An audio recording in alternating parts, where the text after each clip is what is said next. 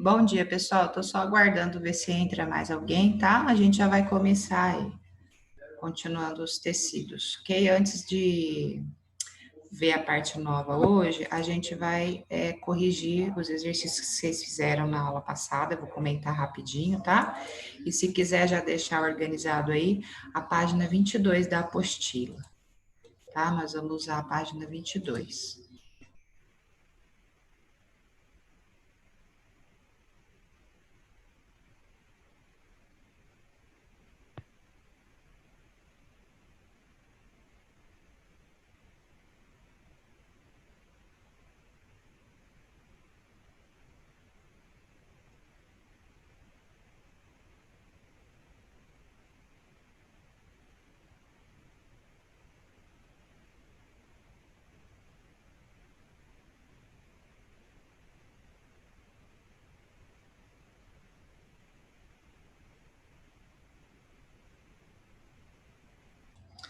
Então vamos, começando. Acho que faltam alguns ainda.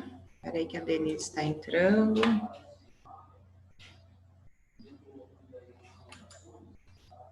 Então, eu vou compartilhando os slides aí com vocês, tá? E a gente vai comentando. Primeiro, eu vou fazer, então, a correção das atividades da aula passada, tá? Que vocês fizeram sobre tecido sanguíneo e me mandaram via WhatsApp, tá? Alguns já me mandaram tarefas também, tá?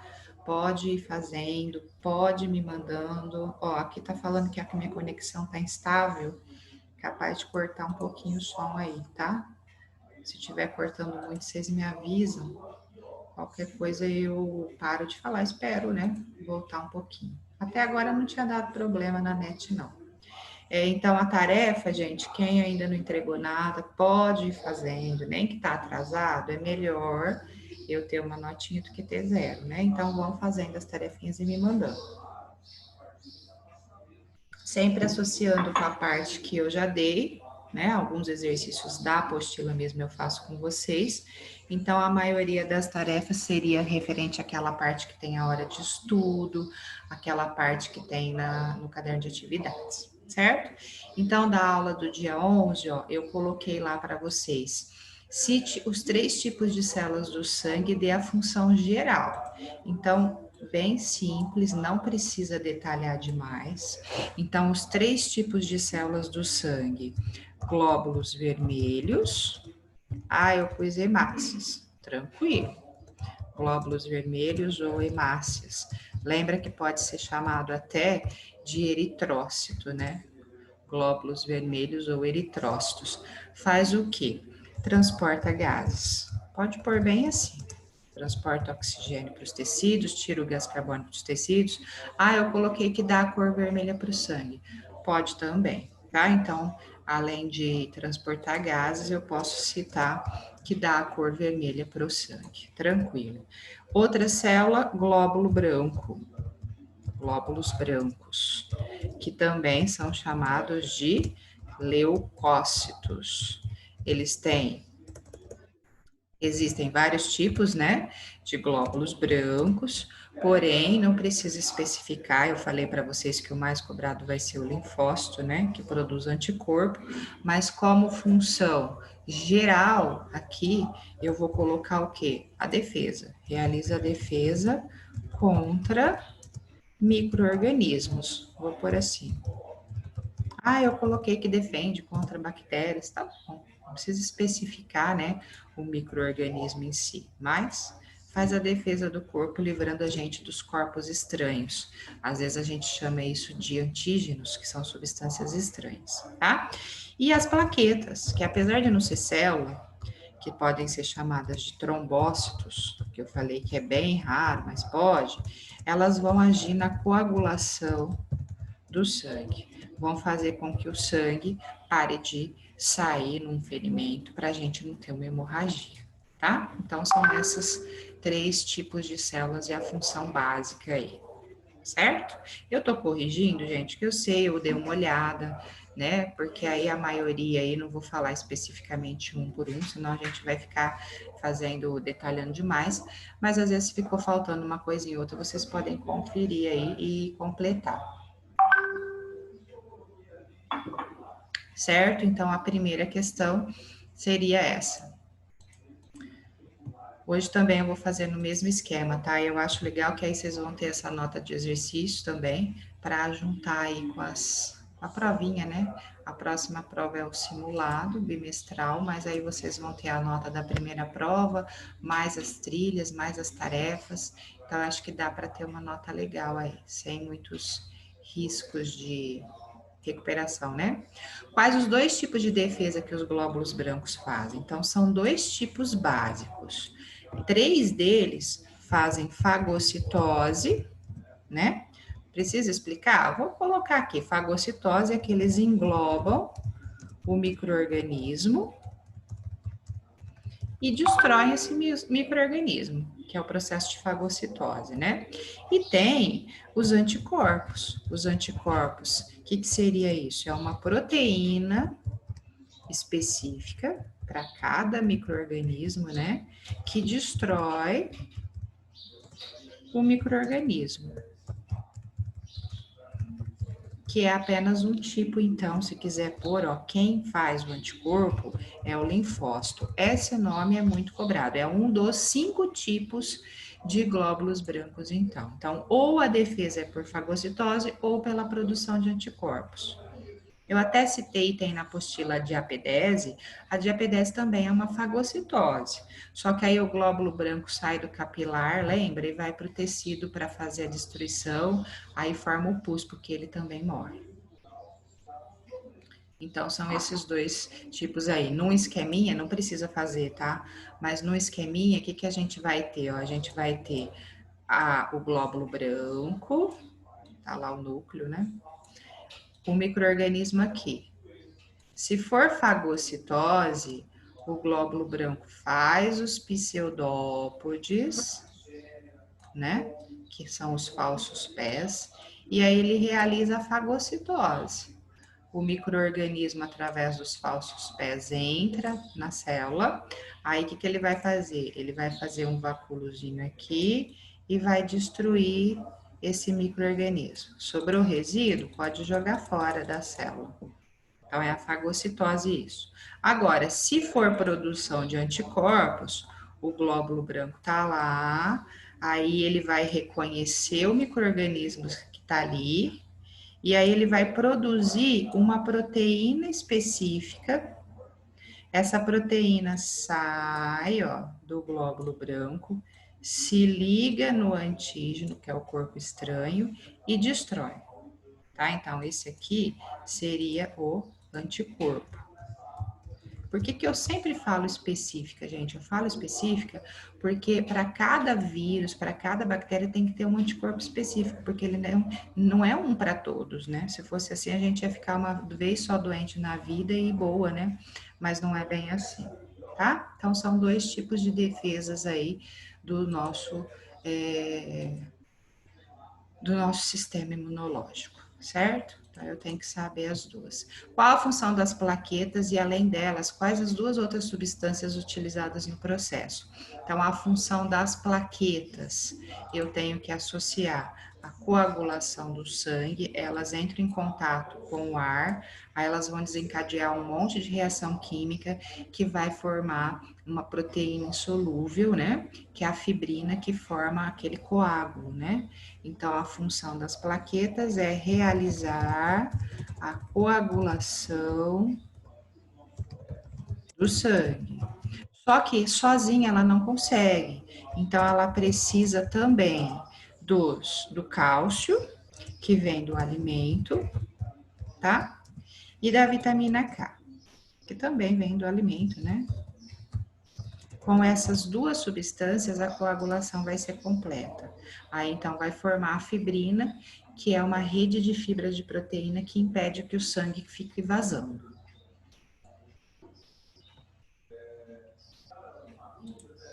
Certo? Se precisar que vai mais devagar, fala, viu, gente? Às vezes eu acho como vocês já fizeram, que vocês estão só corrigindo. Aqui era para anotar, né? Falar que é uma amostra de sangue e indicar quais células. Deixa eu só anotar na Beatriz aqui, gente. É para indicar qual é a célula A e B. Então, o que eu falei para vocês? Numa amostra de sangue, as células menores e em maior número são os glóbulos vermelhos. Então, a célula A, hemácias ou glóbulos vermelhos, ok? As células maiores com núcleo em menor número, que é a B, glóbulos brancos. Glóbulos brancos ou leucócitos. Certo? E aqui não tem, tá? Se você quiser só para essas bolinhas aqui, ó, que são os fragmentos de célula, seriam as plaquetas, certo? Que não vai aparecer sempre menorzinho. Tá bom? Aí, às vezes, ele ainda vai falar sítio a função, que a gente já fez no 1. Então, as hemácias transportam gases, as plaquetas fazem coagulação e os glóbulos brancos a defesa, que teria que colocar aí, certo? E aqui também é uma figura, né, de um hemograma. Aí ele mostra 3 pacientes, o paciente 1, 2 e 3. Aí eu vou lá, ó, por isso que eu falei para vocês. Gente, não precisa decorar número de glóbulos vermelhos e glóbulos brancos. No exercício ele vai te dar, ó. Então isso aqui é o número padrão. Então, quando eu analisar o paciente 1, vou analisar esse primeiro, ó. 7 milhões, né, e 500 mil. Tá dentro, os glóbulos vermelhos. Tá normal. Leucócitos, 560. Olha só, de 4.300 tá com 560, então tá com glóbulos brancos a menos. Agora, as plaquetas tá no normal. Então, o paciente 1, ele tá com glóbulos brancos a menos, tá? Então, indique quais deles têm algum problema e justifique sua resposta. Então, o paciente 1, glóbulos brancos em menor quantidade, bem menor, né? Então, o que ele vai ter? Ele vai ter problemas de defesa. Ele vai ficar doente com mais facilidade, porque ele tá com pouco glóbulo branco. Certo? Então, é assim que eu vou analisando aí as minhas tabelinhas quando tem sangue. Agora, ó, o paciente 2. 5 milhões e 100 mil, tá dentro. Leucócitos, 6.100, tá dentro. Plaquetas, tá dentro. Então, o paciente 2 eu nem precisaria colocar, né? Porque tá tudo ok. Não tem nenhum problema aí referente ao hemograma dele. E o paciente 3, 2 milhões e 200 mil, tá com menos. Aí dá problema, né? Então, ele tem menor quantidade de glóbulos vermelhos. Se ele tem menor quantidade de glóbulos vermelhos, ele tá com anemia, problemas no transporte de gases. E plaqueta também, esse coitado tá com 2 problemas, ó. Ele tá com plaqueta muito baixa, então ele vai ter problemas na coagulação. E menos plaquetas. Então também vai ter problemas na coagulação do sangue, ele pode ter uma hemorragia. Dengue, gente, quando faz o exame e tá com dengue, dá um número de plaqueta baixa. Tem paciente que tem que internar, tomar um sorinho, ficar lá em observação para tentar ver se o corpo começa a reagir. Porque o vírus da dengue, ele tende a diminuir as plaquetas, tá? Então, o importante é que numa tabelinha você tem que analisar, comparando sempre com o padrão, que você não precisa decorar, e aí associar. O que mais que poderia aparecer?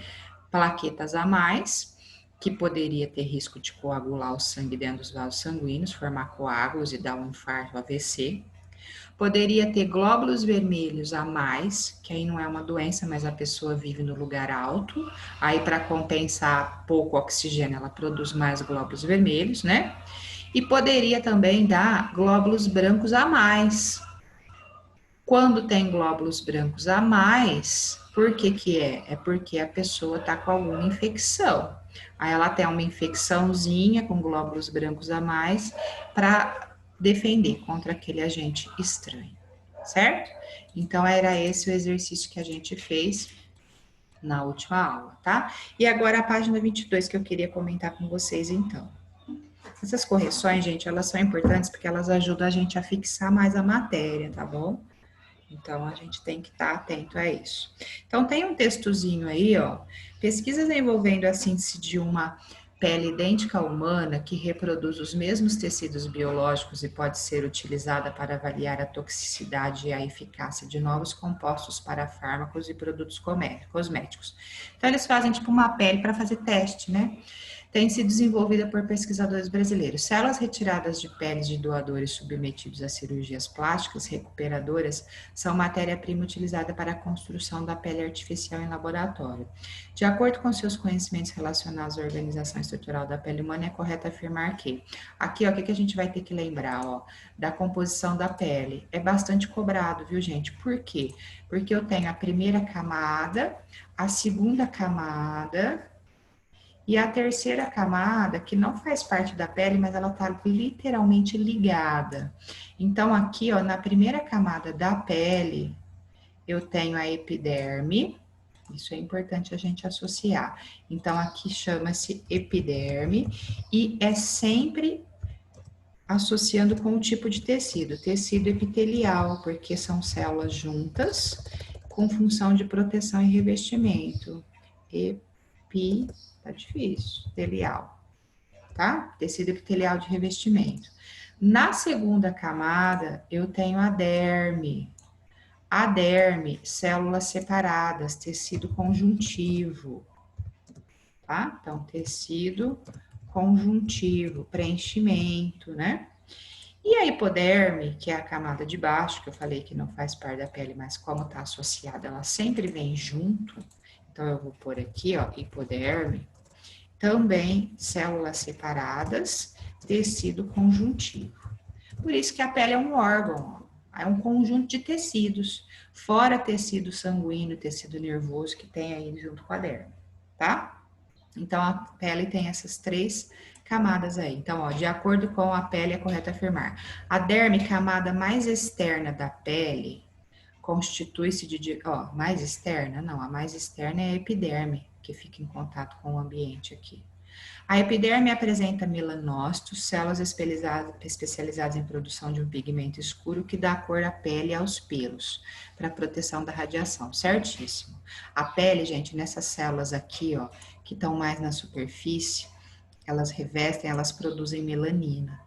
Para quê? Para filtrar e proteger contra os raios ultravioletas. Por isso que quando a gente toma muito sol, você vai aumentar a produção de melanina. É como se a cor escura que tivesse aqui, ó, que a célula produz, a melanina, ela fizesse a defesa contra os raios ultravioletas aqui.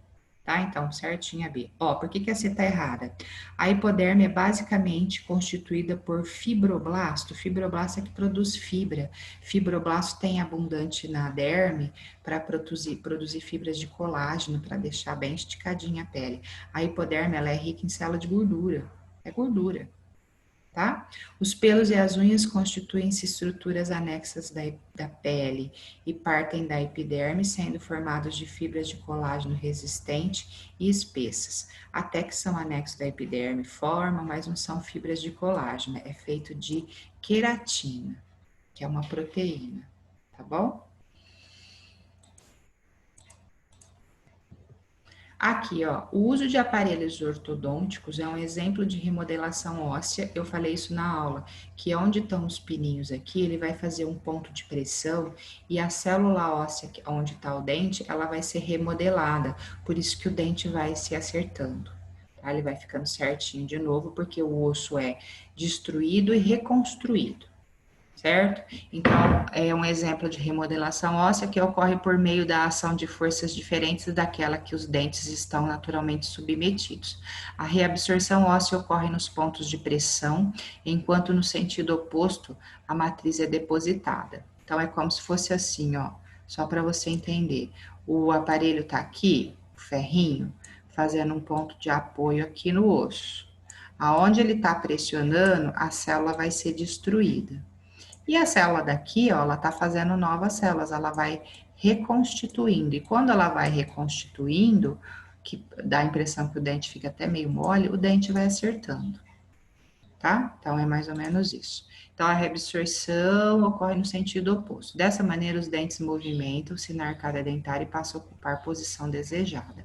Quais células do tecido ósseo estão envolvidas nesse processo e como elas atuam? Então, a célula que faz a remodelação óssea, a célula adulta chama osteócito, mas a célula que faz a remodelação é o osteoblasto.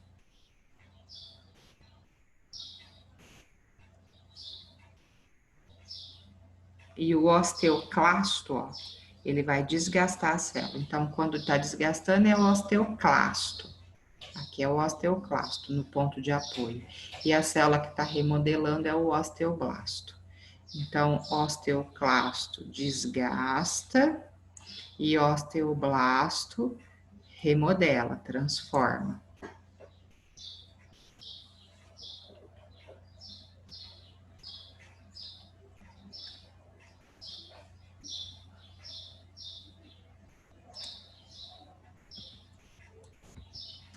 Aí a 3, ó, quais as funções do tecido que o tecido adiposo desempenha no corpo humano? Porque seu excesso pode ser prejudicial. Então, o tecido adiposo é gordura, né? Então, qual a função? A gordura não serve para nada? Serve, né? Então, a gordura é importante porque ela vai ser reserva de energia, então pode pôr função, armazena energia.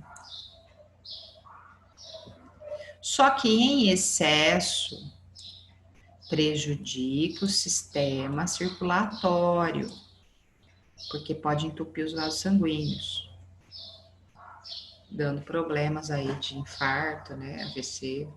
Então, ele é importante porque armazena energia, mas em excesso prejudica o sistema circulatório.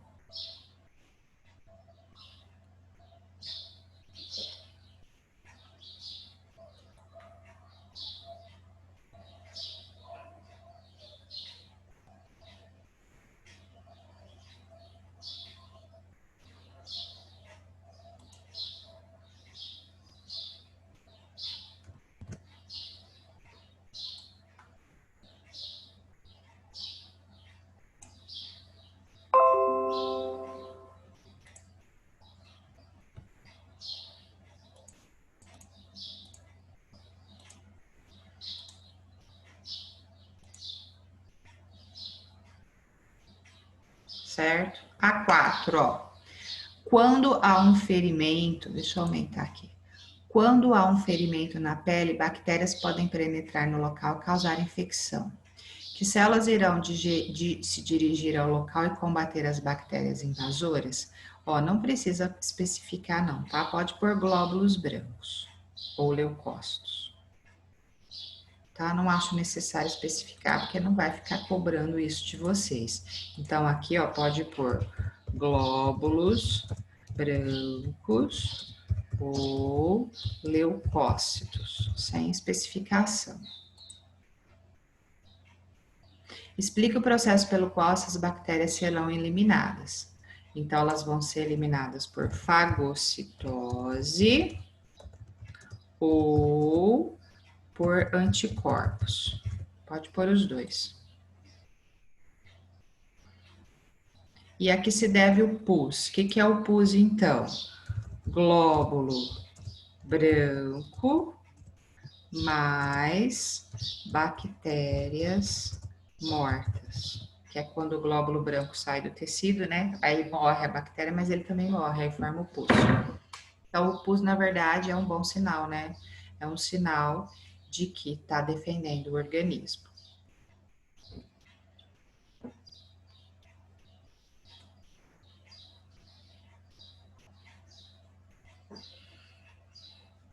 Certo?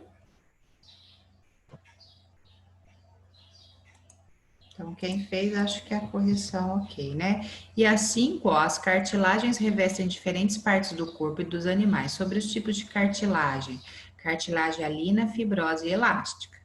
Então, o que a cartilagem alina é? Aquela que é branquinha que eu falei, que reveste os ossos, né? Que ela tem pouca fibras. A cartilagem fibrosa, o nome já dá dica, tem muita fibra, ela é mais resistente, mais rígida. E a elástica, ela tem principalmente fibras elásticas, que é o da orelha que dobra. Então, tá certinho a característica das três. Então, estão corretas a 1, a 2 e a 3. A6, ó, A6 sobre os elementos figurados do sangue, que são as células do sangue, ó. As hemácias são formadas na medula óssea vermelha a partir de eritroblastos, células originadas pela diferenciação de célula-tronco. Então, aqui, gente, a medula óssea vermelha forma qualquer tipo de célula do sangue, as hemácias também, tá correto. A histamina liberada pelos basófilos provoca aumento da permeabilidade dos capilares, ajudando nos processos inflamatórios. Lembra que eu falei que tem um glóbulo branco que produz histamina, que é para ajudar na defesa, mas às vezes produz tanto que até prejudica a gente, que a gente tem que tomar o anti-histamínico. E mais especificamente é o basófilo que produz, tá certo? As plaquetas apresentam capacidade de atravessar a parede dos capilares? Não. Quem tem capacidade de atravessar a parede dos capilares são os glóbulos brancos para fazer a diapedese. Plaqueta não. Pessoas que moram em locais com baixa altitude se deslocam para regiões com elevadas altitudes, passando pelo processo de diminuição da quantidade de hemácias. Ó, então, a pessoa que mora no local com baixa altitude, no nível do mar, está falando que ela vai para o lugar alto e diminui, não, aumenta a produção. Então, ela associa. Lá em cima tem menos oxigênio, ela vai aumentar o glóbulo vermelho e não diminuir. Quando ocorre lesão de um vaso sanguíneo em uma das etapas de coagulação, o fibrinogênio é convertido em trombina e em fibrina, que se adere às paredes do vaso e retém os glóbulos sanguíneos. Então, é aquela transformação da coagulação, um monte de reação química para transformar a fibrina, que é uma rede de fibras para estancar a liberação de sangue, certo? Aqui é semelhante àquele, né? Só que ele especifica mais. Mas se eu for ver o valor de referência, ó, aqui tá ok, aqui também, né? Aqui também tá ok, aqui ok, aqui ok, aí aqui também tá dentro do limite e aqui não. Então, essa pessoa, ela tá com problemas nas plaquetas. Ela tá com plaqueta menos. Então, se ela tá com plaqueta menos, ela vai ter problemas na hemorragia. Pode ter uma hemorragia, um sangramento. Certo?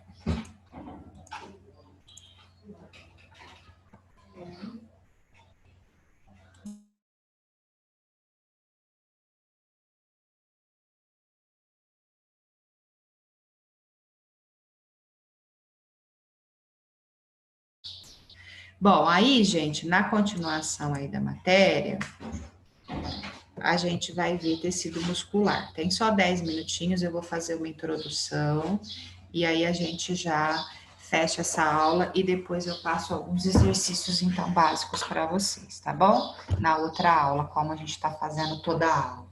Só um minutinho, gente.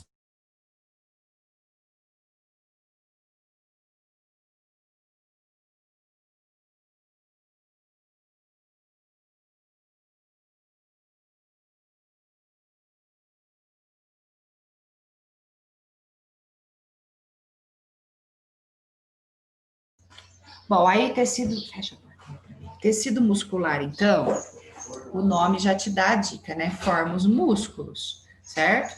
Todos os músculos do corpo. Então, a gente fez naquela tabelinha lá. Células alongadas é a característica, né? Então, se associar, qual a característica? Células alongadas. Por quê? Porque tem a ver com a função, contração e relaxamento. E aí ele vai fazer, então, o movimento do corpo através da contração e do relaxamento, tá? Então, essa seria a função do tecido muscular, certo? Então, especificar característica e função na tabelinha, tá? Então, o tecido muscular, ó, possui células alongadas e especializadas na contração. certo? Então, ela vai permitir o movimento de deslocamento do corpo. É claro que ela não faz isso sozinha, ela faz isso junto com o osso, mas é importante. E aí, basicamente, a gente tem 3 tipos de músculos, tá? Eu acho que eu até comentei na tabelinha, a gente colocou, mas eu vou falar de novo. Tem o músculo estriado e o músculo liso. Estriado por quê? Quando visto ao microscópio, que tá bem clarinho, mas dá para ver umas estriazinhas no citoplasma. E o músculo liso não. Então, se eu fosse fazer um desenho da célula muscular, ó, então eu ia pegar, eu ia fazer a célula alongada. Nos 2 casos, posso fazer igual. Só que o músculo estriado esquelético, que é o núcleo da célula, tá? O músculo estriado, ele tem essas estriazinhas lá no citoplasma da célula, que é a presença abundante de algumas fibras de proteína. E o músculo liso não, ele não tem, tá? O músculo estriado, ele pode ser de 2 tipos. Músculo estriado esquelético e músculo estriado cardíaco. E aí você já tem até a função, mais ou menos, e a localização dele. O estriado esquelético é esse aqui, ó, ligado no esqueleto, que vai ajudar no movimento. E o estriado cardíaco é o que está no coração. E o músculo liso é o que está na maioria dos órgãos. Os órgãos internos são formados de músculo liso. Então, o músculo é dividido em músculo estriado esquelético, músculo estriado cardíaco e músculo liso. São 3 tipos de músculos, então, que formam o nosso corpo, tá? Aqui, então, tem uma figura, ó, mostrando o tecido muscular, que as células são sempre alongadas para contrair e relaxar. Elas gastam muita energia. E para fazer a contração, gente, que é a contração e o relaxamento, elas têm aí uma rede de fibras de proteínas chamadas miofibrilas, que são 2 proteínas basicamente, actina e miosina, e elas que fazem a contração do músculo, certo? Então fica dentro da célula muscular. Então, actina e miosina são as proteínas que fazem a contração do músculo. Aí aqui é o detalhe, ó, músculo estriado cardíaco, tá vendo? Ele tem as estriazinhas, o músculo estriado cardíaco também, o esquelético também. Então, o músculo estriado esquelético tá ligado no esqueleto, faz um movimento. O músculo estriado cardíaco tá ligado no coração e o músculo liso tá ligado nos órgãos. O que eu tenho que saber aqui? Eu tenho que saber o tipo de contração. O músculo estriado esquelético, ele tem uma contração rápida e voluntária, porque eu consigo controlar. Ah, eu vou andar daqui até no quarto, daqui até na cozinha, daqui até no quintal. Eu estou controlando a minha contração muscular. E é uma contração rápida para dar um movimento, só que é voluntária. No caso do coração, gente, é uma contração rápida também, tá? Só que ela não é voluntária. Então, contração rápida e involuntária, porque o coração é controlado pelo bulbo, que é uma parte do sistema nervoso que é involuntária. Então, eu não consigo controlar os batimentos cardíacos. Simplesmente, a hora que eu quiser, o coração para de bater, ele não para, né? Ele vai contrair da maneira necessária. Então, é involuntário. E o músculo liso, às vezes eu nem percebo, mas ele também faz contração, mas é bem lenta e involuntária também. Certo? Porque eu não controlo, principalmente aquele depois do intestino que faz os movimentos peristálticos, que a gente chama, para empurrar o alimento, para empurrar as fezes sempre para frente, é uma contração involuntária que a gente não controla também. Tá? Então, tem exercício que ele vai te dar a característica do músculo, a contração, e você vai falar qual é. Então, não tem erro, ó. O esquelético e o coração é rápido, só que o coração é involuntário e o esquelético não. E o liso é lento e involuntário, tá? Então, não tem erro aí no caso dos dois.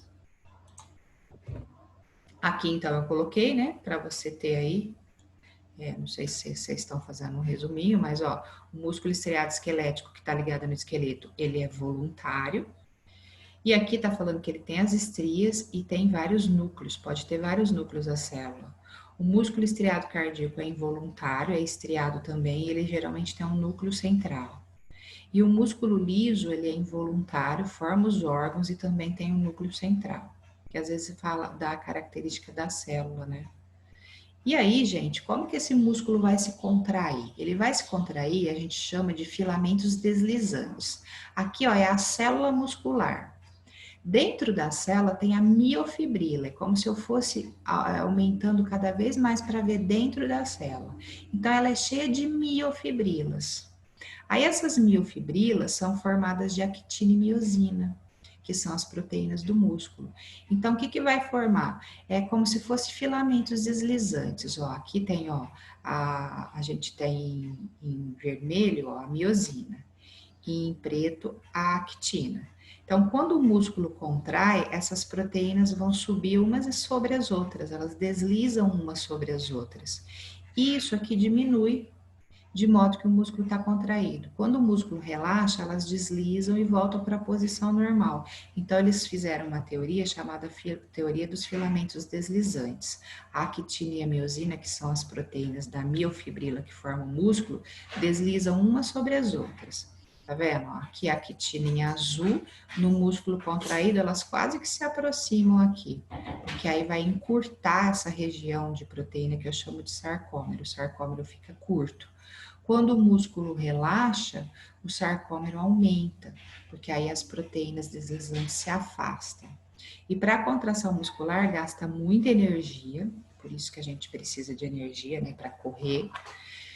Precisa de íons de cálcio e de magnésio para fazer esse filamento deslizante, tá? Então aqui está o músculo, no caso, relaxado, né? Filamentos se afastam. No músculo contraído, os filamentos de actina e miosina se aproximam. Tá bom? Falta 1 minuto, tá? Para terminar a aula, eu vou parar por aqui. Daqui uns 5, 10 minutinhos, se vocês quiserem tomar um café, né? Tem intervalo, vamos fazer um intervalo?